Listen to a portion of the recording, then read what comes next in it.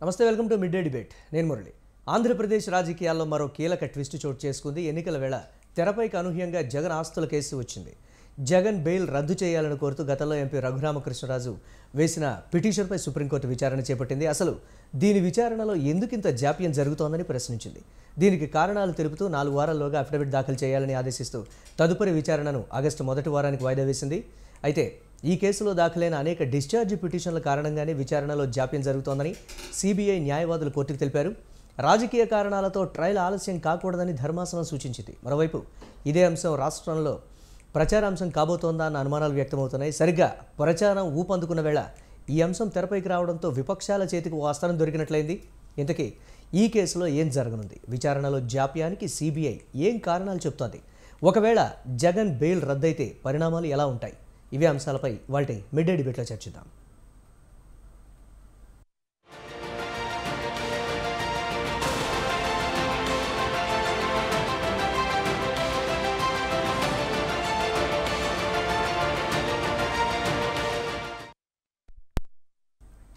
సరిగ్గా ఎన్నికలు నెలన్నర సమయం ఉన్నటువంటి ప్రస్తుత పరిస్థితుల్లో అధికార పార్టీకి ఇటువంటి తీర్పు రావడం అనేది ఒక శరాఘాతంగానే పరిగణించాల్సినటువంటి ఆవశ్యకత ఉంది అనేటువంటి మాట అయితే వినిపిస్తోంది. నిజంగా వైఎస్ఆర్ కాంగ్రెస్ పార్టీకి ఎన్నికల సమయంలో ఒక డిస్టర్బెన్స్ అనుకోవాలా, లేకపోతే ప్రజల్లోకి వెళ్లేందుకు అనుకోవాలా, లేకపోతే కార్యకర్తల్లో మనోధైర్యం సడలడానికి ఇదొక కారణంగా కూడా చాలామంది చెప్తున్నటువంటి పరిస్థితి. చూద్దాం ప్రతిపక్షాలకి ఈ అంశం అనేది ఏ విధంగా దోహదపడుతుంది, అలాగే అధికార పార్టీకి ఇది మైనస్ అవుతుందా, లేకపోతే సింపతి వేవ్లో ప్లస్ అవుతుందా అనేది కూడా ఇవాళ మిడ్ డే డిబేట్లో చర్చిద్దాం. ఇదే అంశానికి సంబంధించి మనతో డిబేట్లో పార్టిసిపేట్ చేస్తున్నారు హనుమంతరెడ్డి గారు, వైసీపీ రాష్ట్ర సీనియర్ నాయకులు, లైవ్లో సిద్ధంగా ఉన్నారు. అలాగే కోళ్ల నాగేశ్వరరావు గారు, టీడీపీ రాష్ట్ర కార్యదర్శి, వారు కూడా లైవ్లో సిద్ధంగా ఉన్నారు. అలాగే మన్నెం కోటేశ్వరరావు గారు, ప్రముఖ పొలిటికల్ అనలిస్ట్, వారు కూడా లైవ్లో సిద్ధంగా ఉన్నారు. ముందుగా హనుమంతరెడ్డి గారు నమస్తే అండి.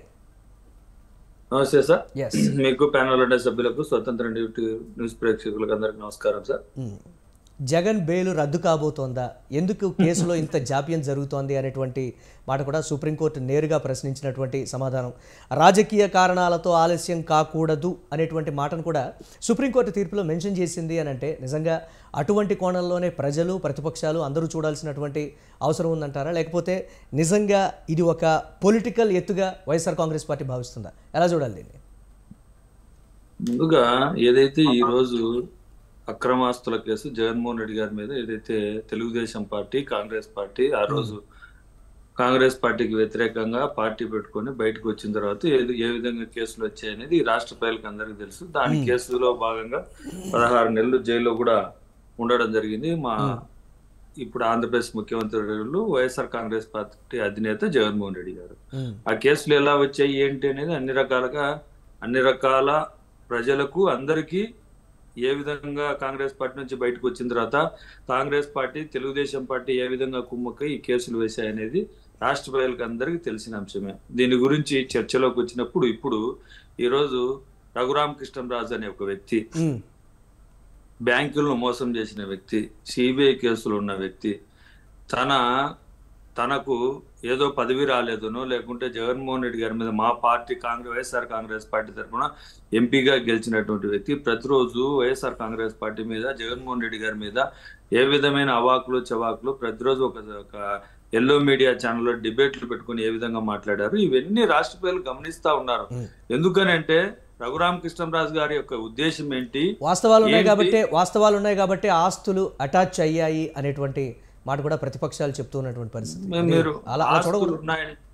మీరు అన్నట్టుగా వాస్తవం ఎక్కడా లేదు. ఎందుకనంటే దాదాపుగా ఇప్పుడు ఏదైతే సిబిఐ జేడి లక్ష్మీనారాయణ అనే వ్యక్తి, ఆయన సిబిఐ ఆఫీసర్ గా ఉన్నారు. ఆ రోజు వీళ్ళందరూ 1,00,000 కోట్లు అంటే దాదాపు 1,150 కోట్ల రూపాయలు మాత్రమే ఏది అక్రమ పెట్టుబడులు అన్నారు. అక్రమ ఆస్తులు కాదు, అక్రమంగా పెట్టుబడులు పెట్టారని ఏదైతే సిబిఐ ఛార్జ్ షీట్ దాఖలు చేసిందో, ఈడీ దాంట్లోనే 950 కోట్ల రూపాయలకు సంబంధించిన దాదాపు 1000 కోట్లకు సంబంధించిన ఈడీ కేసులు కొట్టివేసింది. అంటే 1000 కోట్లు సక్రమమే, అంటే ఇంకొక 150 కోట్లది 160 కోట్లది మాత్రమే ఈడీ కేసులో పెండింగ్ ఉంది. అంటే 1000 కోట్ల రూపాయలు అక్రమం కాదు, సక్రమమే పెట్టుబడులు పెట్టింది అనే విషయం ఆ కేసులు కొట్టివేసిన దృష్ట్యా ఆ విషయాలన్నీ తెలుసు కాబట్టి ఏదైతే 150 కోట్లది మాత్రమే పెండింగ్ లో ఉంది. ఇది అంతా ఏదైతే పొలిటికల్ డ్రామాగా ఏదో ఒక రకంగా ఒక పిటిషన్ వేసి దాని మీద ఏదో ఒక చర్య. సుప్రీంకోర్టు కూడా ఇది అక్కడ ఉండే సిబిఐ ఆఫీసర్లను అడిగింది.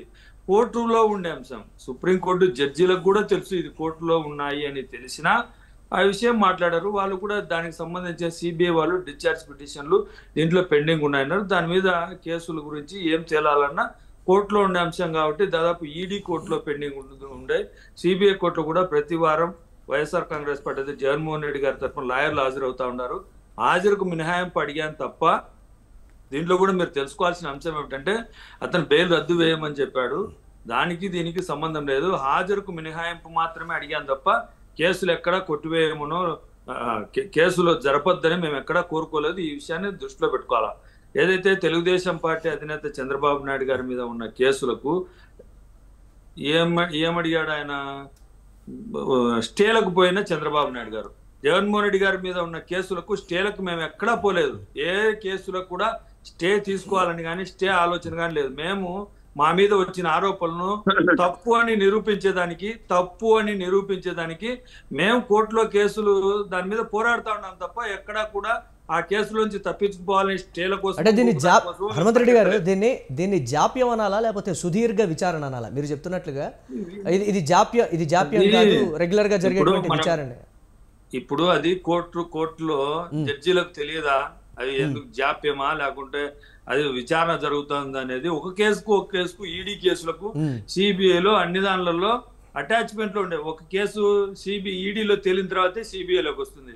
సిబిఐలో ఇటువంటి 2 రకాల కేసులు దాదాపుగా ఆ రోజు జగన్మోహన్ రెడ్డి గారిని అంతమొందించేదానికి రాజకీయంగా అంతమొందించేదానికి ఈ విధమైన కేసులు పెట్టాయి. అవన్నీ కూడా తప్పుడు కేసులు అనేది రేపు కేసులలో ఈ రోజు ఈడీ కేసులు దాదాపుగా 1000 కోట్ల రూపాయల కేసులన్నీ కొట్టివేయడం జరిగింది. కానీ వీళ్ళు ఏం చెప్తారు, ప్రతిరోజు 1,00,00,000 కోట్లు అంటారు. కానీ అక్కడ వాళ్ళ ఆఫీసర్ సిబిఐలో ఉన్నటువంటి జేడి లక్ష్మీనారాయణ గారే ఈ రోజు జనసేన పార్టీ తరఫున పోటీ చేసిన వ్యక్తి 2019లో ఆయనే చెప్తున్నాడు 1150 కోట్లకు మాత్రమే అక్రమ పెట్టుబడులు అన్నారు. అక్రమ ఆస్తులు కాదు, అక్రమంగా పెట్టుబడులు అన్నారు.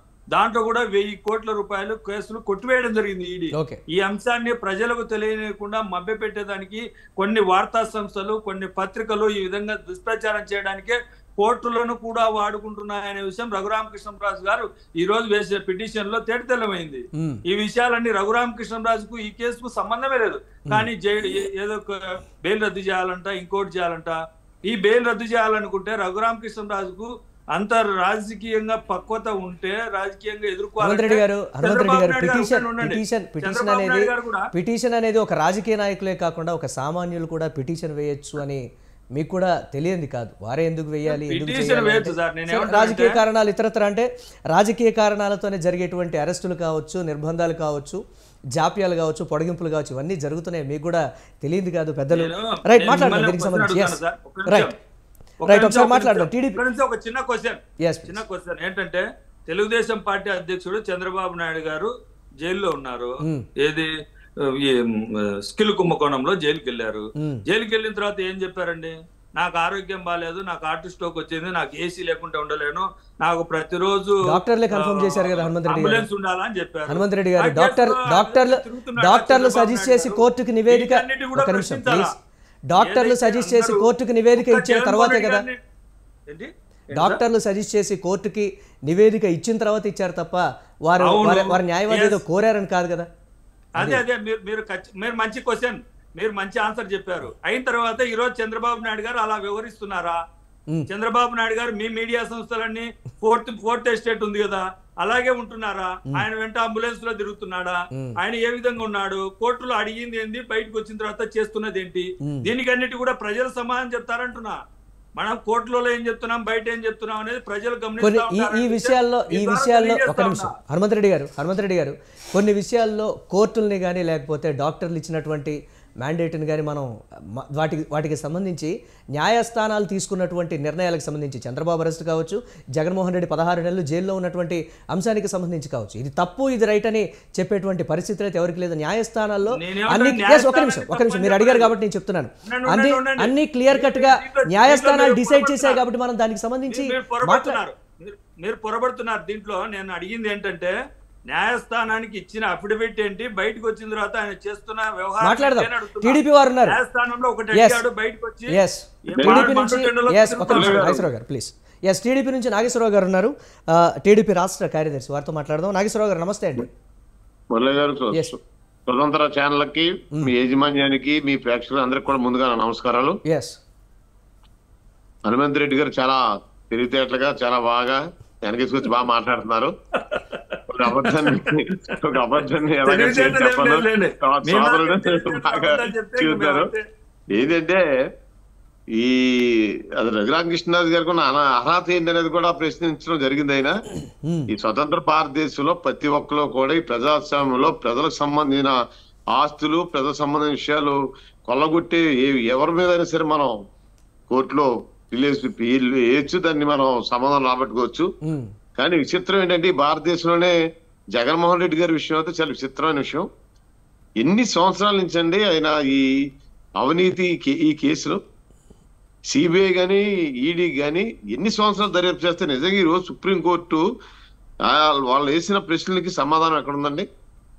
అసలు ఎన్ని సంవత్సరాలు ఆయన ప్రతిపక్ష నాయకుడిగా 5 సంవత్సరాలు చక్కగా తిరిగాడు ఆయన, అలాగే అధికార పక్ష సీఎంగా 5 సంవత్సరాలు తిరిగాడు ఆయన. అలా అధికారం, ఈ రాజకీయం ఆయనకి ఏంటి, ఈ డబ్బుని, ఈ దుర్మార్గాన్ని, ఈ మోసపేరుతున్న ఆస్తులు కాపాడుకోవడానికి ఆయన రాజకీయాల్లోకి వచ్చాడు ఆయన. అలా కాంగ్రెస్ పార్టీ పెట్టిన కేసు చంద్రబాబు గారు పెట్టారంటారు హనుమంత్ రెడ్డి గారు. అసలు చంద్రబాబు నాయుడు గారు నిద్ర లాగడం ఏంటి? కాంగ్రెస్ పార్టీ సోనియా గాంధీ గారు చాలా విశ్వసనీయతతో రాజశేఖర రెడ్డి గారు ముఖ్యమంత్రిగా చేసింది ఆవిడ. ఆయన ముఖ్యమంత్రిగా ఉన్న టైంలో జగన్మోహన్ రెడ్డి గారు బెంగళూరు కేంద్రంగా శుభ్రంగా అన్ని కంపెనీలని బ్లాక్మెయిల్ చేసి లక్షల కోట్లు, వేల కోట్లు మొత్తం ఏదైతే ఆయన దోచుకోవడం జరిగింది. అనుకోని విధానంలో ప్రమాదవశాత్తు రాజశేఖర రెడ్డి గారు మరణించడం, ముఖ్యమంత్రి పదవి ఆశించడం అయినా వాళ్ళు ఇవ్వబోయేటప్పుడు ఇదే డబ్బుని ఎదజల్లి ఈ ఎమ్మెల్యేలను కొనాలి, ఈ రాష్ట్రాన్ని కొనాలి, ఆయన ముఖ్యమంత్రి అవ్వాలన్న పరిస్థితిలో కాంగ్రెస్ పార్టీ కోపం వచ్చి మనం ఇచ్చిన భిక్షతో మనల్ని ఇబ్బంది పెడతారనేది ఆ కేసు బుక్ చేసి అలా ఈ ప్రజాస్వామ్యంలో చేసిన దోపిడీ ఏంటి, వ్యవహారం ఏంటి బయటకు రావడం. దానికి జతగా నిజంగా ప్రజాస్వామ్యంలో ప్రతిపక్షాలు ఇతను ఏం మోసం చేశాడు, ఎంత దోచాడు, ఏ విధంగా దోచాడు అనేది బయటకు తీయాలని చెప్పి ప్రజలు తెలియపరచడానికి ప్రతిపక్షం ప్రయత్నం చేస్తాయి. అది ఒకటి తెలుసుకోవాలి ఆయన. ఈ రోజు అసలు ఎన్ని సంవత్సరాల నుంచి 1000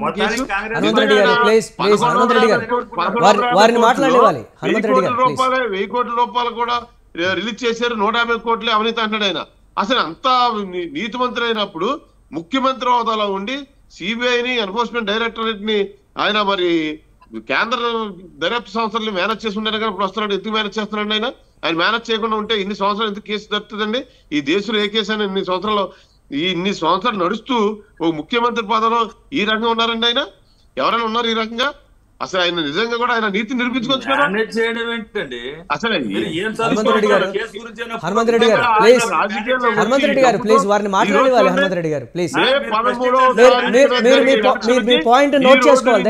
చేసే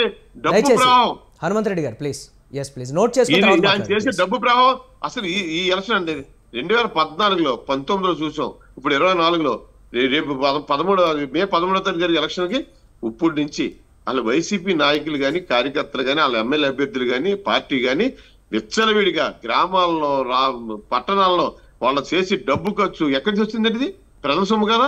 ఆయనకి అర్థం ఏంటంటే అసలు 2004 ముందర వాళ్ళకి అర్థం ఏంటంటే వాళ్ళని ఎక్కడి నుంచి వచ్చింది, ఎంత వ్యాపారం చేసేది, ఇంత డబ్బు వచ్చేద్దండి, ఈ రకంగా వచ్చేద్దండి. అసలు ఇవన్నీ ఒక్కసారి ప్రజలందరికీ చూస్తున్నారు, గమనిస్తున్నారు. 2019లో నిజంగా కూడా మరి ఆ భగవంతుడు ఇచ్చాడు ఆయన పదవ, ప్రజలు ఏమి ఇవ్వలేదేమో అనిపిస్తుంది నాకు. నిజంగా కూడా మరి ఆయన భక్తి అయినా ఆ రకంగా మన ముఖ్యమంత్రి అయ్యడమో తప్ప అసలు 2024లో రాబోయే రోజుల్లో ఆయన అవినీతి బయటకు వస్తుంది, ఆయన చేసి మోసాలు బయటకు వస్తాయి. నవరత్నాలు అని చెప్పేసి ప్రజలు మోసం చేసి ఏ రకంగా ప్రజల్లోకి వెళ్తున్నారు అయినా ప్రజలకి నిజంగా సోషల్ మీడియా కానీ, వాళ్ళ ఛానల్స్ కానీ ఏ రకంగా ప్రజలు మభ్య పెడతారో ఇవన్నీ బయటకు వస్తాయి. ఆయన అవినీతి బయట వస్తుంది. తప్పనిసరిగా కోర్టులు ఇంకా సీరియస్ గా తీసుకోవాలండి.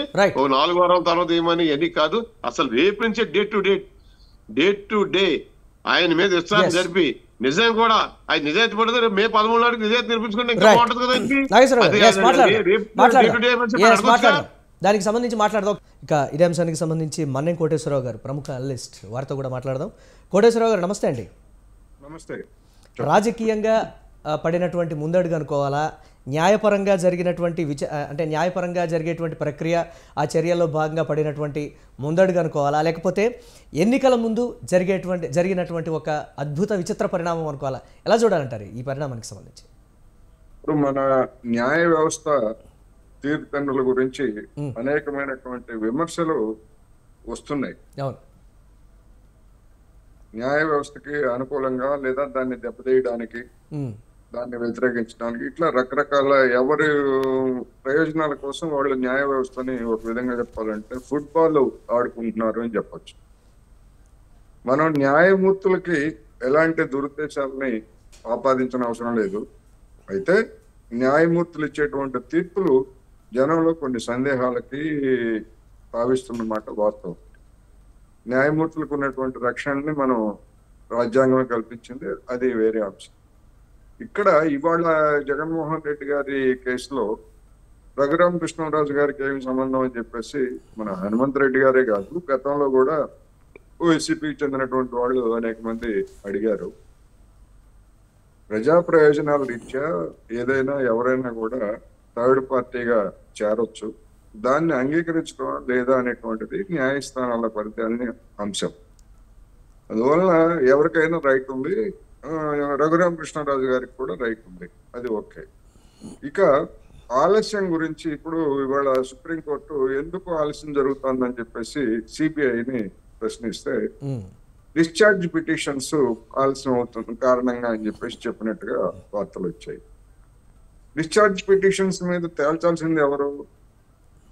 సిబిఐ కాదు కదా, న్యాయస్థానాలు. ఎవరైనా నిందితులుగా ఉన్నటువంటి వాళ్ళు, చంద్రబాబు నాయుడు గారైనా లేకపోతే ఇంకొకళ్ళైనా తమ మీద ఉన్నటువంటి కేసులకు సంబంధించి వేస్తున్నారు కదా. క్వాష్ పిటిషన్ వేశారు కదా చంద్రబాబు నాయుడు గారు, అసలు కేసే మొత్తం ఎత్తేమని. అందువల్ల డిశ్చార్జ్ పిటిషన్స్ కానీ క్వాష్ పిటిషన్స్ కానీ వీటన్నిటికీ ఒక నిర్ణీతమైనటువంటి టైం ఫ్రేమ్ పెట్టి న్యాయస్థానాలు వాటిని పరిష్కరించకపోయేట్లయితే రకరకాల కారణాలతో అవి నెలల తరబడి, సంవత్సరాల తరబడి వాయిదా పడుతూ ఈ విధమైనటువంటి చర్చకు లేదా విమర్శలకు దారితీస్తున్నాయి అనేటువంటిది ఇక్కడ మనం గమనించాల్సినటువంటి అంశం. న్యాయ వ్యవస్థలో ఉన్నటువంటి మరి న్యాయమూర్తులకి పనిభారం ఎక్కువ ఉందా, లేకపోతే కేసులను విచారించడానికి అవసరమైనటువంటి సంఖ్యలో న్యాయమూర్తులు లేరా అనేటువంటిది వాళ్ళకి సంబంధించినటువంటి అంశం. కానీ సామాన్యుడికి బయట పబ్లిక్ లైఫ్ లో ఉన్నటువంటి వాడికి ఎందుకు ఇంత ఆలస్యం జరుగుతూ ఉంది అనేటువంటి ప్రశ్న వస్తుంది. ఉదాహరణకి కోడికత్తి శ్రీను కేసు మనం చూస్తున్నాం కదా, అందులో దాన్ని దర్యాప్తు జరిపినటువంటి సంస్థ ఎలాంటి కుట్ర లేదు అని చెప్పేసి అది చెప్తుంది, కానీ ఆ కేసు మాత్రం పరిష్కారం కాదు. 5 సంవత్సరాల పాటు బెయిల్ రాకుండా అతను శ్రీనివాస్ అనే అతను జైల్లో ఉన్నాడు. అదేవిధంగా జిఎన్ సాయిబాబా అనేటువంటి ఒక ప్రొఫెసర్, ఢిల్లీ యూనివర్సిటీ ప్రొఫెసర్ 10 సంవత్సరాల పాటు జైల్లో ఉండి, కస్టడీలో ఉండి రకరకాలుగా ఆయన జీవితం అంతా మొత్తం లైఫ్ అంతా స్పాన్ పోయింది కదా, ఉద్యోగం పోయింది, జైలు పాలయ్యాడు, చివరికి ఏమైంది, కేసు కొట్టేశారు. అంటే ఇట్లాంటి ఉదంతాలను చూసినప్పుడు న్యాయ వ్యవస్థ మీద ఎవరికైనా ఎలాంటి అభిప్రాయం కలుగుతుంది అనేటువంటి ప్రశ్న ఇప్పుడు రోజు రోజుకి తలెత్తుతాం. ఇప్పుడు ఈ కేసులో కూడా ఇప్పుడు న్యాయమూర్తులు ఆలస్యం ఎందుకైందని చెప్పి సిబిఐని అడిగినటువంటి న్యాయమూర్తులు దాని మీద వివరణ ఇవ్వమని 1 నెల రోజులు గడువు ఇచ్చారు. కానీ ఆ కేసు ఆ వివరణ దాని మీద విచారణ జరపడానికి మళ్ళా ఎప్పుడు వాయిదా వేశారు? ఆగస్టుకు వాయిదా వేశారు. ఎన్ని నెలలు? 5 నెలలు, దాదాపు 4 నెలలు వేశారు. మరి 4 నెలలు అంటే నెల రోజులకేమో మీరు గడువిస్తారు, 4 నెలల తర్వాత దాన్ని మేము విచారణ జరుపుతా ఉంటారు. ఆ కౌంటర్ మీద మళ్ళా జగన్మోహన్ రెడ్డి గారి తరఫున కౌంటర్లు వేయడానికి మళ్ళా గడువు. ఇది మళ్ళీ ఒక లెంగ్త్ ప్రాసెస్. కోర్టుల గురించి మనకి తెలిసిందే కదా. అందువల్ల ఎప్పటికి తేలుతుంది అంటే లోక్సభ ఎన్నికల లోపు తేలదనేటువంటిది స్పష్టం. అసలు విచారణే తీసుకోరు. రఘురామరాజు గారు వేసినటువంటి కేసుని విచారణకే తీసుకోరు. ఆగస్టు 5 ఆనాటికి జగన్మోహన్ రెడ్డి గారు మళ్ళా సీఎం అవుతారో లేకపోతే మాజీ సీఎం అవుతారు, అది ఎవరికి మనం ఊహాజనితమైనటువంటి ప్రశ్న. అందువల్ల నాకు అభిప్రాయం, నాకేమనిపిస్తా ఉందంటే మన న్యాయ వ్యవస్థలో ఉన్నటువంటి లోపం కారణంగానే ఇలాంటి అంశాలు సంవత్సరాల తరబడి, దశాబ్దాల తరబడి, జగన్ గారి కేసు అంతే కదా, ఒక సంవత్సరం కాదుగా దశాబ్దాల తరబడి సాగుతా ఉంది ఇది. అవును. అందువల్ల చివరికి అల్టిమేట్ గా ఏం జరుగుతుంది ఏమిటి అనే దానికి వచ్చేసరికి జనానికి కూడా అంత ఆసక్తి ఉండదు. ఇప్పుడు మనం చూసాం దేశాన్నే ఊపి వేసినటువంటి 2G స్కామ్ కేసులో ఏం తెచ్చారు, దాన్ని మొత్తం దేశ రాజకీయ రంగాన్ని మార్చేసింది కదా. అలాంటి కుంభకోణాలని ముందుకు తీసుకొచ్చి నరేంద్ర మోడీ గారు మొత్తం కాంగ్రెస్ ని గద్దెదించడానికి అదొక సాధనంగా మారింది కదా పెద్ద కుంభకోణం అని.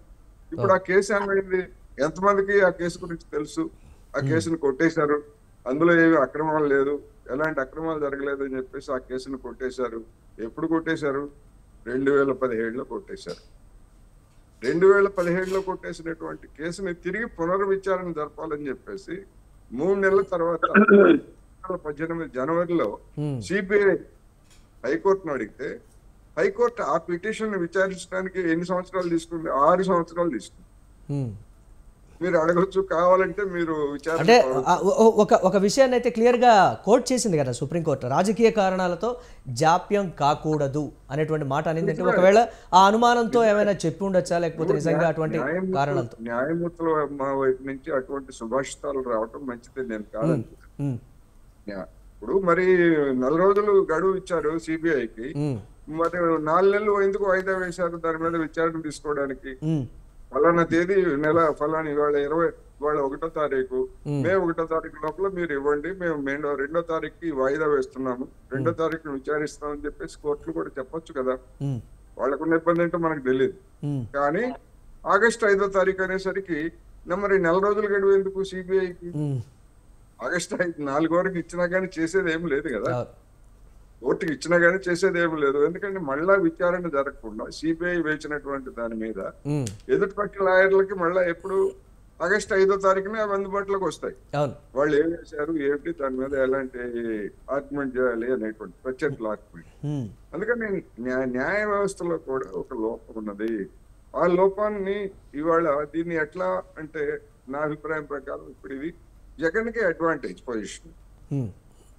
ఎందుకంటే ఇప్పుడు ఆలస్యం జరగకూడదని చెప్పినటువంటి న్యాయమూర్తి పొలిటికల్ అడ్వాంటేజ్ అంటారా, లేకపోతే జరుగుతున్న జాప్యం వల్ల అడ్వాంటేజ్ అంటారా? జాప్యం వల్లే. కేసు ఏమవుతుంది అనేటువంటిది మనం ఊహించి చెప్పలేం కదా. కానీ ఎన్నికల్లో ప్రచారానికి ప్రత్యర్థులకు అవకాశం ఇవ్వకుండా మేమేముంది కోర్టు వాయిదా వేస్తుందని చెప్పేసి చెప్పుకుంటారు. కోర్టుని మేనేజ్ చేశారని చెప్పేసేటువంటి ఆరోపణ చేయలేరుగా ఎదుటిపక్షం. వాళ్ళు చేస్తే అది కోర్టు దగ్గరనే అవుతుంది, మళ్ళీ లేనిపోయినటువంటి సమస్యలు వస్తాయి. అందువల్ల ఇవన్నీ కూడా ఏంటంటే ఒక విధంగా జగన్మోహన్ రెడ్డి గారు ఊపిరి తీసుకోవడానికి మంచి అవకాశం వచ్చింది. ఎన్నికల దాని గురించి ఎలాంటి చర్చ, ఎందుకంటే కోర్టులో ఉన్నటువంటి దాని మీద చర్చ చేస్తే మనం డిస్కషన్ చేస్తున్నాం, దాని ఇంప్లికేషన్స్ మనం డిస్కస్ చేస్తున్నాం. మనం కోర్టుకి కానీ లేకపోతే జగన్మోహన్ రెడ్డి గారికి కానీ లేదా రఘురామకృష్ణరాజు గారికి కానీ ఎవరైనా మనం అట్రిబ్యూట్ చేయట్లేదు, ఏ విధమైనటువంటి ఆరోపణలు మనం చేయట్లేదు, మంచి చెడ్డల గురించి చెప్తున్నాం. ఇప్పుడు ఉదాహరణకి ఎలక్ట్రల్ బాండ్స్ గురించి సుప్రీంకోర్టు మరి ఫిబ్రవరి 15వ తారీఖున ఇచ్చినటువంటి దాన్ని నిర్దిష్టమైనటువంటి గడువు ఇచ్చి దాని ప్రకారం సబ్మిట్ చేయకపోతే అదే సిబిఐని ఏ విధంగా మందలించిందో మళ్ళా ఏ విధమైనటువంటి కఠిన షరతులు విధించి మెడలు వంచి మా దగ్గర సమాచారం లేదన్న సిబిఐ దగ్గర నుంచి సమాచారం. అంటే కోర్టులో కొన్ని విషయాల్లో చాలా అద్భుతంగా కొన్ని విషయాల గురించి మాట్లాడుతున్నాయని కానీ లేకపోతే ఇతర వాటికి సంబంధించి చర్యలు తీసుకోమని ఆదేశించడానికి కూడా అన్ని దేశవ్యాప్తంగా హర్షిస్తున్నటువంటి పరిస్థితులు ఉన్నాయి. కానీ మరింత అందుకనే మనకి కోర్టులు 2 దృశ్యాలను మనకు చూపిస్తున్నాయి. ఇప్పుడు ఎలక్ట్రల్ బాండ్స్ విషయంలో చాలా వేగంగా ప్రజలందరూ హర్షించే విధంగా కోర్టు వ్యవహరించింది. కానీ అనేక కేసుల్లో ఆ విధమైనటువంటి వేగం కానీ ఆ విధమైనటువంటి యాక్టివ్నెస్ కానీ కోర్టులో కనపట్లేదు కదా.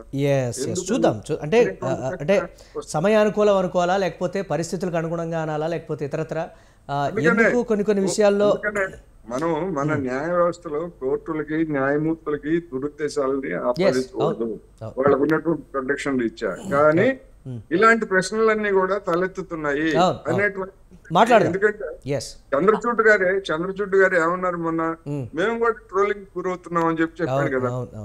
కానీ మరి వాళ్ళు నిజంగా వాళ్ళు సుమోటోగా తీసుకొని ట్రోలింగ్ చేసే వాళ్ళని ఎలాంటి చర్యలు తీసుకోవట్లేదు. ఎందుకని వాళ్ళు ఉన్నటువంటి ఎన్విరాన్మెంట్ ఎట్లా ఉందని చెప్పేసి గుర్తించాడు.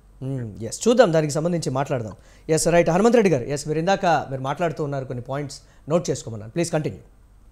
ఇందాక సిబిఐని ఈడీని తెలుగుదేశం పార్టీ నాయకుడు ఈ సిబిఐని ఈడీని మేనేజ్ చేసి, ఈ సిబిఐని ఈడీని మేనేజ్ చేయడం ఏంటి సార్? మీకు మేనేజ్ చేసేంత ఉన్నట్టుగా ఎవరికి లేదు. సిబిఐని ఈడీని ఈ రాష్ట్రంలోకి రానియనని ఏదో అసెంబ్లీలో చట్టాలు చేసింది నాగేశ్వరరావు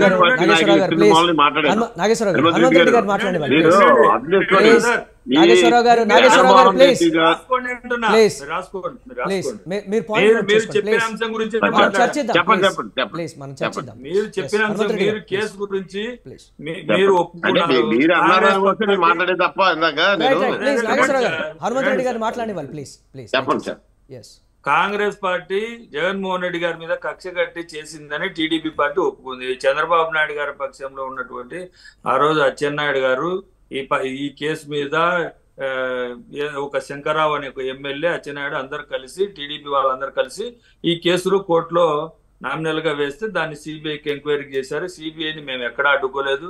సిబిఐ మా మీద రైడ్ చేసింది, అన్ని రకాల చర్యలు తీసుకుంది, అన్నిటికీ సహకరించాం. వాళ్ళు ఏదైతే మా మీద అక్రమ కేసులు పెట్టారో దానికన్నిటికి కూడా మేము ఎక్కడ కూడా పారిపోలేదు, లేకుంటే దానిలను స్క్వాష్ వేయమనో ఇంకొకటో చేయలేదు. మీలాగా కోర్టులలో తిరగలేదు. మేము అన్నిటినీ ధైర్యంగా ఎదుర్కొన్నాం. మేము తప్పు చేయలేదు కాబట్టి ఈ రోజు కూడా ధైర్యంగా ఎదుర్కొంటున్నాం. ఆ విషయాల మీద ఏదైతే కోర్టులో ఉన్నటువంటి కోర్టులో అంశాల గురించి ఏదైతే ఈ ఆయన రఘురామకృష్ణరాజుకి ఏ ఉద్దేశాలు ఉన్నాయో ఆయన వెనకాల ఎవరున్నారనేది ఇప్పుడు ప్యానెల్లో ఉన్నటువంటి సభ్యులకు, కోటేశ్వరరావు గారికి తెలియకపోవచ్చాం, కానీ ఆంధ్రప్రదేశ్ రాష్ట్ర ప్రజలకు అందరికీ తెలుసు ఎవరికి ఎందుకు ఏ ఉద్దేశాలతో ఈ కోర్టులో కేసులు వేశారు, జగన్మోహన్ రెడ్డి గారు ఈ రోజు ఏం చేశారని బెయిల్ రద్దు చేయమని అడిగారనే విషయం ఆంధ్రప్రదేశ్ రాష్ట్ర ప్రజలకు అందరికీ తెలుసు. కొంతమందికి తెలిసినా తెలియనట్టు నటించినా అది ఆంధ్రప్రదేశ్ రాష్ట్ర ప్రజలకు అందరికీ తెలుసు కాబట్టి దాని మీద చర్యలు తీసుకుంటారు. ఏదైతే చంద్రబాబు నాయుడు గారి అంశం ఎలా ఉంటుందంటే, ఓటుకున్నట్టు కేసులో డైరెక్ట్ గా వీడియో సాక్షిగా ఆడియో సాక్షిగా దొరికిన ఆ కేసును ఏ విధంగా మేనేజ్ చేసి బయటకు వచ్చాడో, హైదరాబాద్ నుంచి కేసీఆర్ తో మాట్లాడుకుని ఏ విధంగా పారిపోయి ఆంధ్రాకు పరిపోయించాడో ఈ రాష్ట్ర ప్రజలకు అన్ని తెలుసు. ఎవరు ఏ విధంగా ఏంటి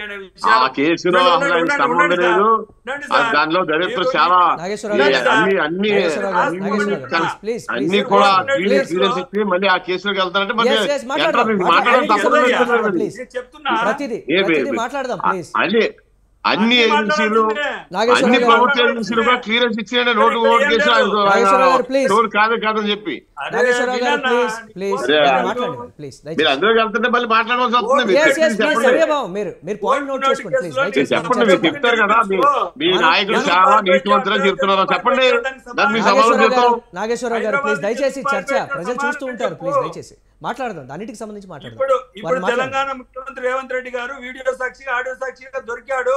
ఆ విషయంలో కేసులు ఏమన్నా నిజం లేదా? ఆ రోజు ఫోన్ లో మాట్లాడింది చంద్రబాబు నాయుడు, అవునా కదా? ఈ విషయాలన్నీ రాష్ట్ర ప్రజలకు చెప్పండి. లేదు దొంగ వీడియో దీనికి సంబంధించి మాట్లాడదాం.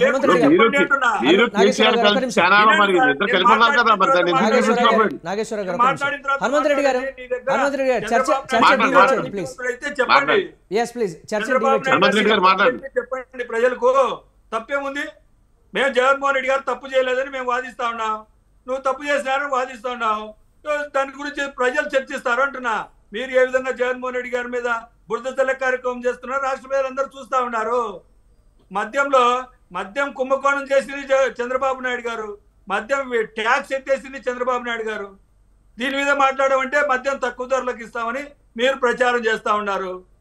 జగన్మోహన్ రెడ్డి గారు ఉన్నత విద్యను, నాణ్యమైన విద్యను, వైద్యాన్ని అందిస్తామని మేము చెప్తా ఉంటే ప్రజలకు మీకు నాణ్యమైన మద్యం ఇస్తాము, తక్కువ ధరలకు ఇస్తామని మీ ఆలోచన పరిధి అది.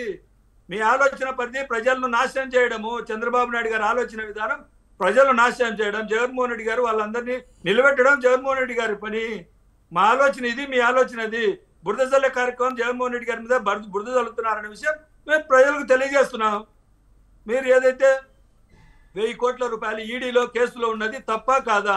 1170 కోట్ల రూపాయల కేసులు మాత్రమే ఏదైతే మీరు అనుకున్నటువంటి జేడి లక్ష్మీనారాయణ గారు ఛార్జ్ షీట్లలో దాఖలు చేసింది, దాన్ని కూడా మభ్యపెట్టి 1,00,00,000 కోట్లు అని చెప్తారు.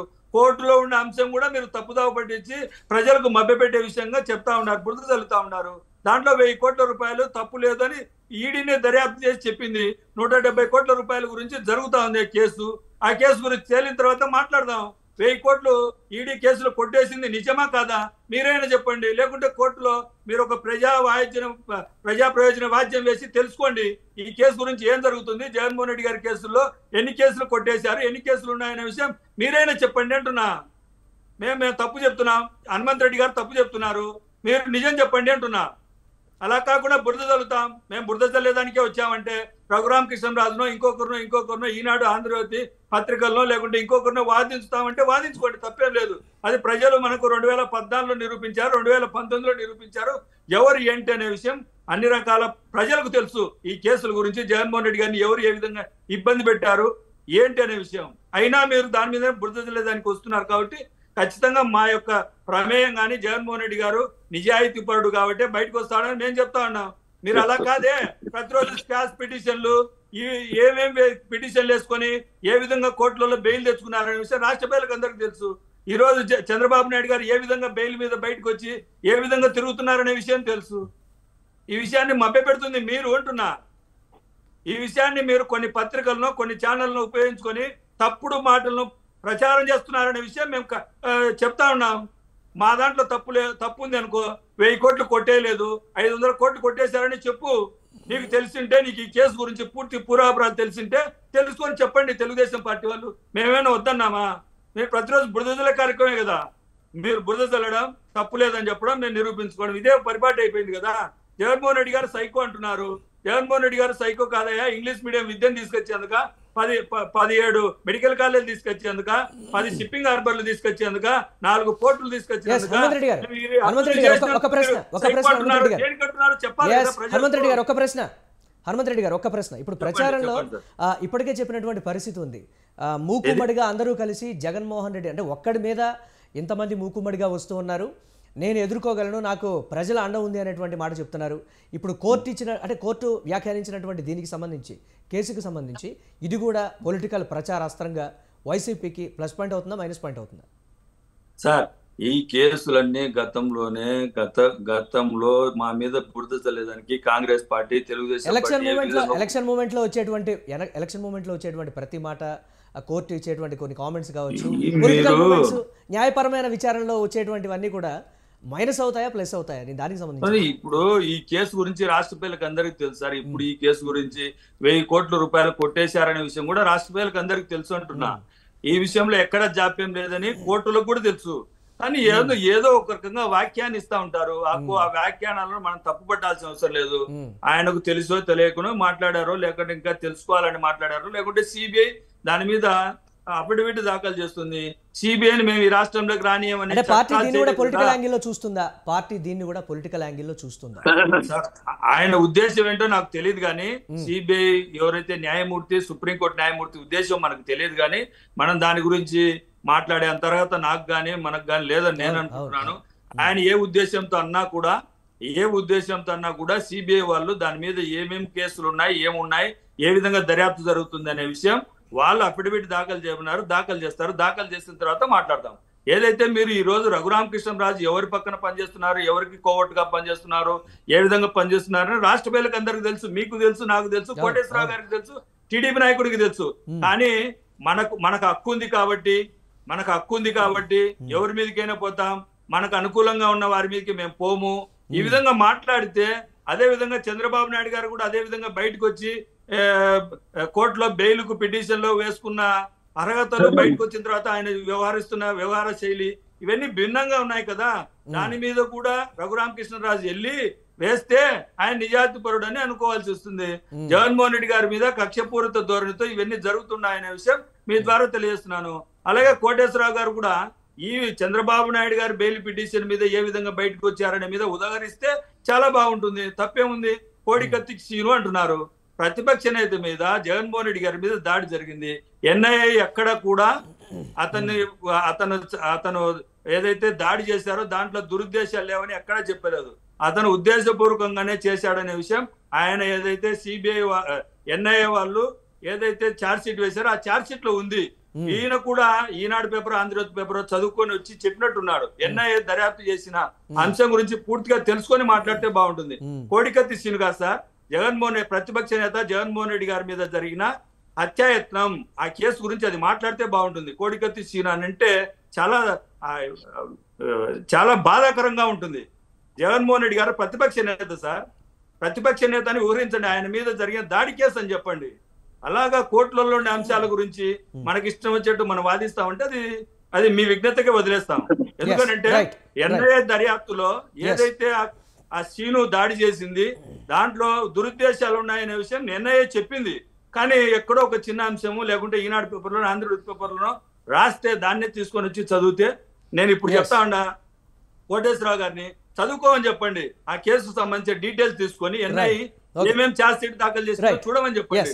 చూడకుండా ఎవరో చెప్పింది విని ఇలా చదివితే బాగుండదు అని చెప్తా ఉన్నారు. ఏ కేసు అయినా సరే కోర్టులో మాట్లాడుకోవడం తప్పు.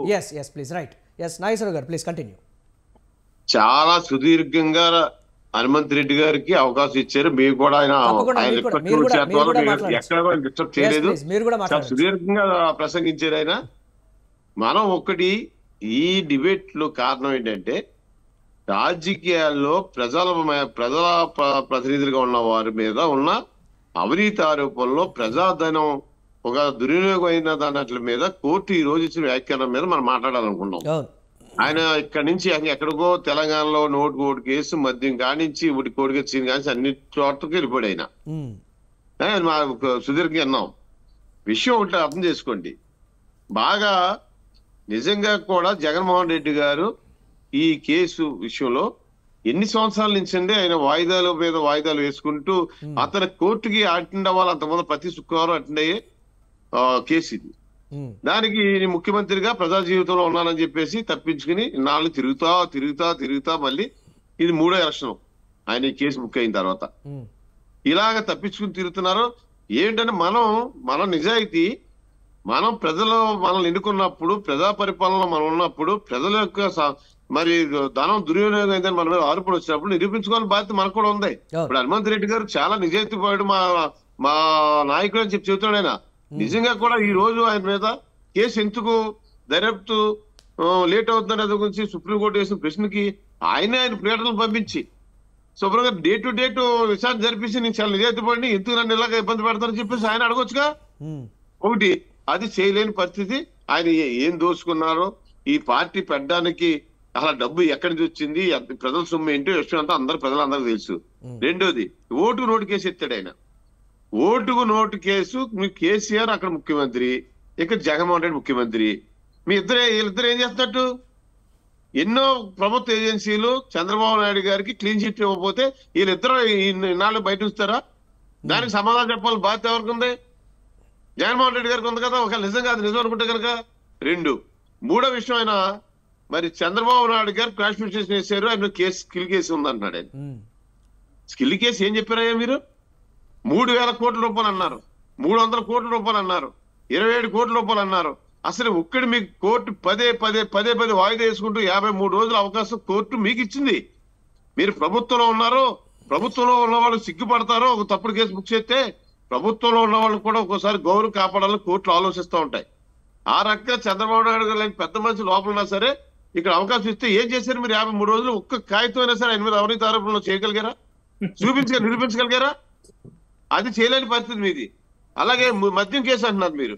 మద్యం ఏంటయ్యా ఎంత దుర్మార్గం! 2019 తర్వాత ఇక్కడ లోకల్ గా మీ ఇష్టం మీ కంపెనీలన్నీ మద్యం తయారు చేసి మరి అంతర్జాతీయ జాతీయ మద్యం కంపెనీల్లో వచ్చే బ్రాండ్లన్నీ మరి రద్దు చేసేసి మీరు అడిగిన కమిషనర్లు ఇవ్వలేదు కాబట్టి ఈ రాష్ట్రంలో దింపుకోకుండా మీరు సొంతంగా తయారు చేసిన మద్యం ఎన్ని లక్షలు ఎంతమంది పోయారని, ఎంతమంది అనారోగ్యం పడారు. ఎలా హైదరాబాద్ కానీ విజయవాడ కానీ దేశంలో హాస్పిటల్, ఈ 2 రాష్ట్రాల్లో ఉన్న హాస్పిటల్స్ లో ఆంధ్రప్రదేశ్ పీపుల్స్ ఏ రకంగా సరిపోతున్నారో వాళ్ళ ఆరోగ్య పరిస్థితి ఏంటి మీరు ఒకసారి సర్వే చేయించండి.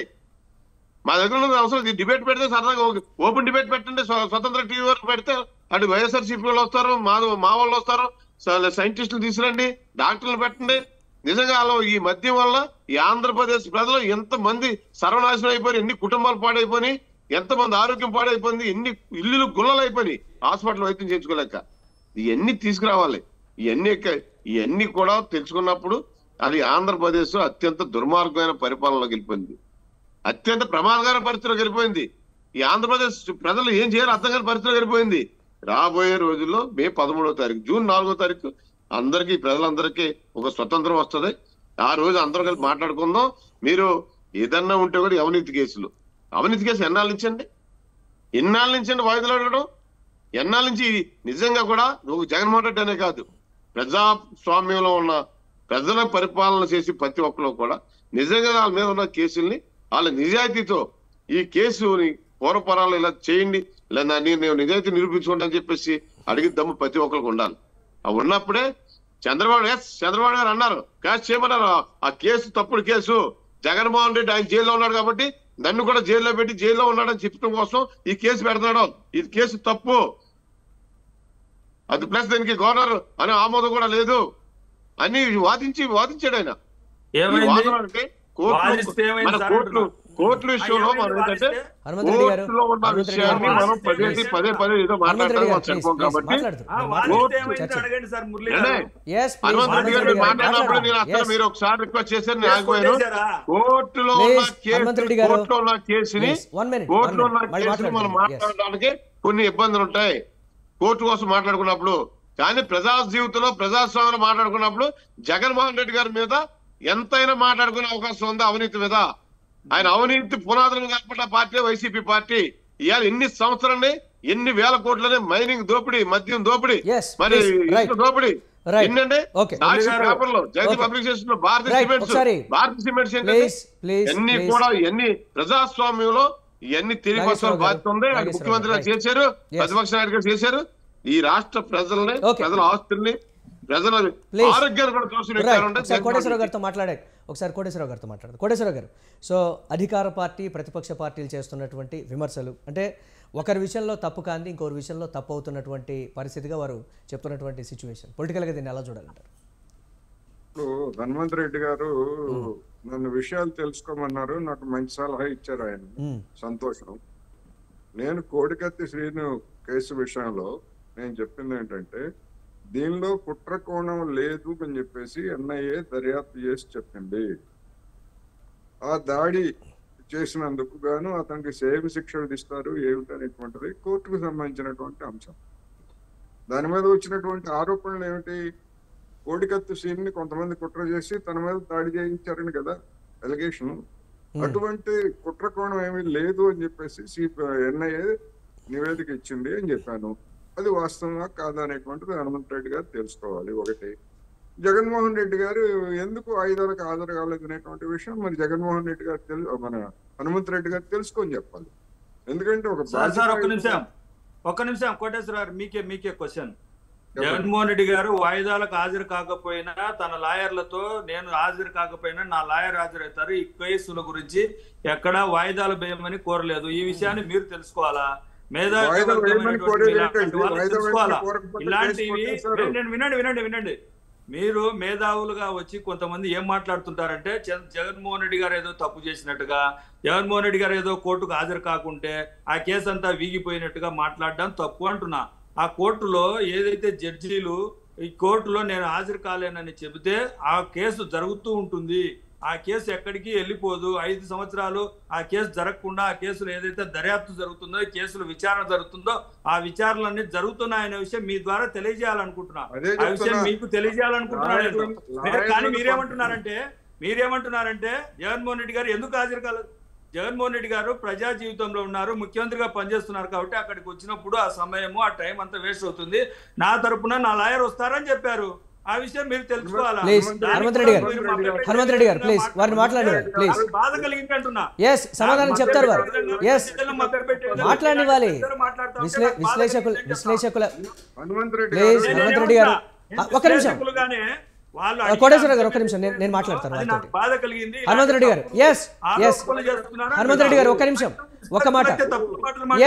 హనుమంత్ రెడ్డి గారు పార్టీల పరంగా మీకు కొన్ని పరిధులు ఉంటాయేమో కానీ అనలిస్టులకి కంప్లీట్ గా విశ్లేషించే నేనేమంటా అందుకే ప్లీజ్ విశ్లేషించేటువంటి పరిస్థితులు ఉంటాయి. వారిని అరే ప్లీజ్ దయచేసి మాట్లాడితే చాలా బాగుంటుంది అంటున్నా. ఎస్ వారిని మాట్లాడివ్వాలి కదా, వారిని మాట్లాడించే టైం ఇవ్వాలి మీరు.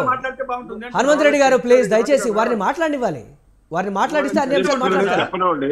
చెప్పాలి కదా. హనుమంత్ రెడ్డి గారు ప్లీజ్, హనుమంత్ రెడ్డి గారు అన్ని వారు మాట్లాడే వరకు మీరు ఆగాలి ప్లీజ్ దయచేసి. నేను ముఖ్యమంత్రిగా ఉన్నాను, నేను కోర్టుకు హాజరు కాలేను, నా లాయర్లను పంపిస్తాను, సంవత్సరాల తరబడి కేసులు నడిపించండి అని ఒక ప్రజాప్రతినిధిగా బాధ్యత కలిగినటువంటి వ్యవహారమైన అది నేను అడుగుతున్నా. జడ్జి గారు ఒప్పుకున్నారు సార్, మీరెవరు సార్ ఒప్పుకోకపోవడానికి? మీరెవరు సార్? కోటేశ్వరరావు ఎవరండి? జడ్జి గారు ఒప్పుకున్నారు, మీరెవరండి అంటున్నా. జడ్జి గారికి పోయి హనుమంత్ రెడ్డి గారు ప్లీజ్ దయచేసి హనుమంత్ రెడ్డి గారు ఆ విధంగా మాట్లాడకూడదు ప్లీజ్, ఆ విధంగా మాట్లాడకూడదు. న్యాయస్థానాల పరిధిలో హనుమంత్ రెడ్డి గారు హనుమంత్ రెడ్డి గారు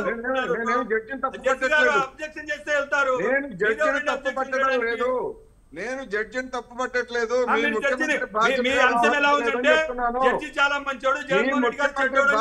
హనుమంత్ రెడ్డి గారు ప్లీజ్ వారిని మాట్లాడివ్వాలి ప్లీజ్ దయచేసి.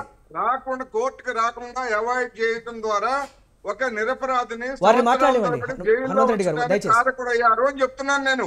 ఎవరు నిరపరాధి? ప్రత్యక్షంగా చంపాలని ప్రయత్నం చేస్తే నువ్వెవరు చెప్తారు? ప్లీజ్ హనుమంత్ రెడ్డి గారు ప్లీజ్ దయచేసి హార్ష్ గా మాట్లాడదు ప్లీజ్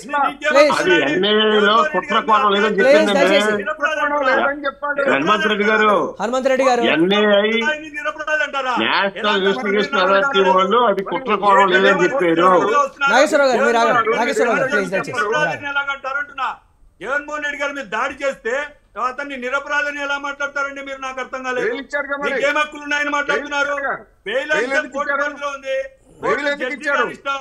జడ్జి గారిని ప్రశ్నించండి అంటున్నా. మమ్మల్ని ప్రశ్నించండి, నాకు అర్థం కాలేదు. మీరు జడ్జి గారిని ప్రశ్నించండి. ఉండండి కోటేశ్వరరావు గారు, నిరపరాధని మీరు ఎలా చెప్తారంటున్నా. జగన్మోహన్ రెడ్డి గారు మీద అత్యాచారం చేసిన వ్యక్తిని మీరు ఎలా చెప్తారు నిరపరాధని? మీరు రఘురామకృష్ణరాజు గారు పిటిషన్ ఇస్తేనో ఆయనకైతే మీరు అడుగుతారు. ఇక్కడేమో జడ్జి గారి మీద కేసు వేయాలా లేకపోతే జడ్జి గారి మీద పిటిషన్ పెట్టాలా? మీరు పెట్టుకోవాలా? మీరు సీను తరపున వచ్చారు, వాదించడానికి వచ్చారు. సీనుకి ఎందుకు బెయిల్ ఇవ్వలేదో జడ్జి గారిని అడగాలి. జగన్మోహన్ రెడ్డి గారికి ఏం సంబంధం? జగన్మోహన్ రెడ్డి గారికి ఏం సంబంధం అంటున్నా. హనుమంత్ రెడ్డి గారు ప్లీజ్ హనుమంత్ రెడ్డి గారు వారిని మాట్లాడివ్వాలి. మీరు దయచేసి మాట్లాడివ్వట్లేదు. మీరు మాట్లాడివ్వట్లేదు. హనుమంత్ రెడ్డి గారు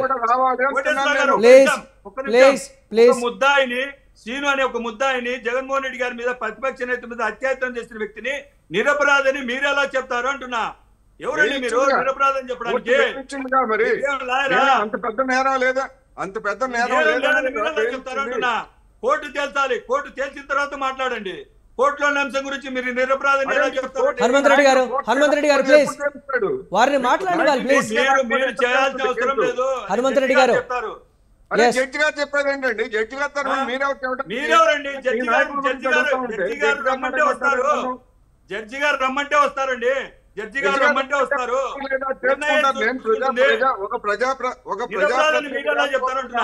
నేను అడిగిన క్వశ్చన్ ఏంటి? మీరు నిరపరాధని సీనును అంటున్నారు. ఏ విధంగా చెప్తారు మీరు? సీను నిరపరాధని మీరు ఎలా విధంగా చెప్తారు అని మిమ్మల్ని క్వశ్చన్ వేశాను. నిరపరాధే ముద్దాయి వారిని మాట్లాడివ్వాలి ప్లీజ్. మీరు అడిగిన దానికి వారిని సమాధానం చెప్పనివ్వాలి ప్లీజ్. హనుమంత్ రెడ్డి గారు మీరు అడిగిన దానికి కనీసం సమాధానం చెప్పే గ్యాప్ అయినా ఇవ్వాలి కదా. మీరు ఇవ్వాలి కదా, గ్యాప్ అయినా ఇవ్వాలి కదా. మీరు దయచేసి మొత్తం మీరే మాట్లాడేస్తే వారిని అసలు మాట్లాడివ్వాలి. మీరు అడిగిన దానికి కనీసం వారిని సమాధానం చెప్పనివ్వండి. ఒక్క 2 నిమిషాలు మీరు దయచేసి ప్లీజ్. ఎస్ కోటేశ్వరరావు గారు ప్లీజ్ కంటిన్యూ. ఇప్పుడు వైసీపీ నాయకులు లేకపోతే తెలుగుదేశం నాయకులు వాళ్ళ నాయకుల గురించి వాళ్ళు వీర భక్తులు వాళ్ళు చెప్తారు.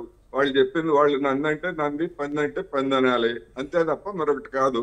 నేను అడుగుతుంది ఏంటి, ఒక ప్రజాప్రతినిధిగా నువ్వు ఆఫీస్కి, సీఎం ఆఫీస్కి ఎలా వెళ్తున్నావో కోర్టుకు కూడా అలా రావాల్సినటువంటి నైతిక బాధ్యత లేదా అని అడుగుతున్నాను నేను. జడ్జి అడగాలి, లేకపోతే ఇంకోళ్ళు అడగాలి. రేపు జడ్జి గారు ఓట్లు వేయరు వచ్చాయి ప్రజలకి. రేపు ఎన్నికల్లో జడ్జి గారో లేకపోతే నేనో మీరో లేకపోతే ఓట్లు వేయరు, జనం వేస్తారు. ఓట్లు తేల్చుకుంటారు అంటున్నాను నేను. హనుమంత్ రెడ్డి గారు మాట్లాడమండి. హనుమంత్ రెడ్డి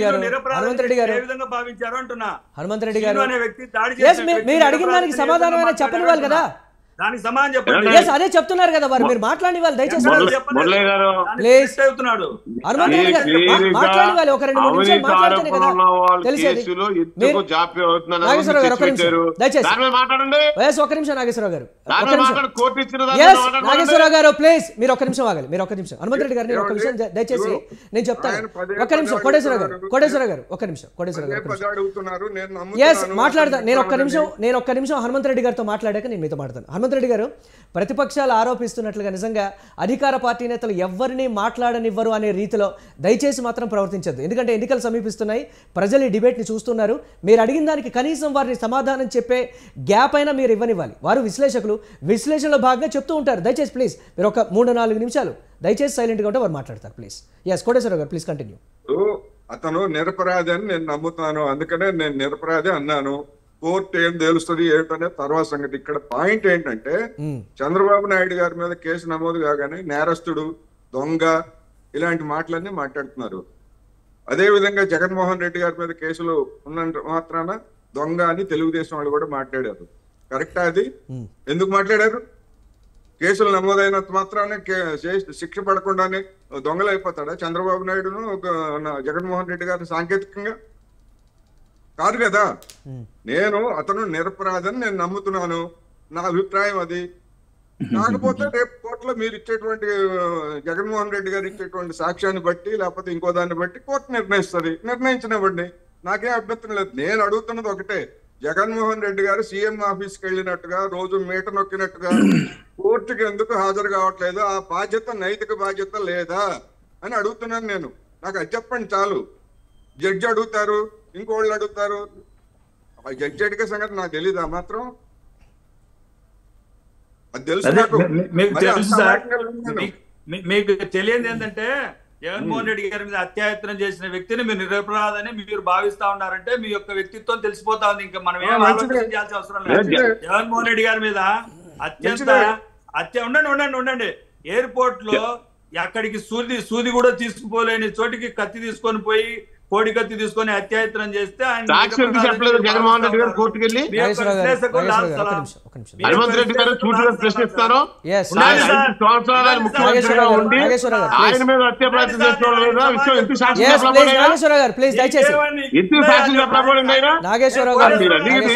అవినీతి కేసులు కోర్టు వ్యవహారాలు మానేసి దీనిలో డైవర్ట్ చేస్తున్నారు మీరు. వాళ్ళు దీన్ని ఎవరు డైవర్ట్ చేస్తారు? కేసుకి కోడికెత్తు కేసులో జగన్మోహన్ రెడ్డి గారు ఎన్ఐఏలు జారీ చేసిన మన పిటిషన్ నోటీస్కి ఎందుకు వెళ్ళి కోర్టుకు సాక్షి చెప్పలేకపోయినా ఆయన నోటీస్ కు రిప్లై ఇచ్చారులేండి. ఆయన నోటీస్ కు రిప్లై ఇచ్చారు. జాప్యం అన్న దాని మీద మాట్లాడుతున్నాం మనం. చెప్పండి. ఈ రోజు సుప్రీంకోర్టు మరి ఇచ్చిన దానికి నిజంగా రేపు నుంచే విచారణ జరుపుకుంటే బాగుంటుందని చెప్పి నా అభిప్రాయం. Yes right, thank you Nageswararao గారు, అలాగే కోటేశ్వరరావు గారు, హనుమంత్ రెడ్డి గారు. చూద్దాం ఆ కోర్టు చేసినటువంటి కామెంట్ కావచ్చు, లేకపోతే న్యాయపరంగా ఎందుకు జాప్యం జరుగుతోంది, ఇందులో రాజకీయ కారణాల వల్ల అయితే జాప్యం జరగడానికి వీల్లేదు అని ఒక 4 వారాల గడువు అయితే 4 వారాల్లోగా కంప్లీట్గా రిపోర్ట్ ఇవ్వాలని అయితే ఆదేశించినటువంటి పరిస్థితిని చూద్దాం. ఇది రాజకీయంగా అధికార పార్టీకి ప్లస్ అవుతుందా, మైనస్ అవుతుందా, ప్రతిపక్షాలకు నిజంగా ప్రచారంలో ఒక అస్త్రంలాగా ఇది ఉపయోగపడుతుందా అనేది కూడా. ఇది వాల్టి mid day debate. Keep watching స్వతంత్ర.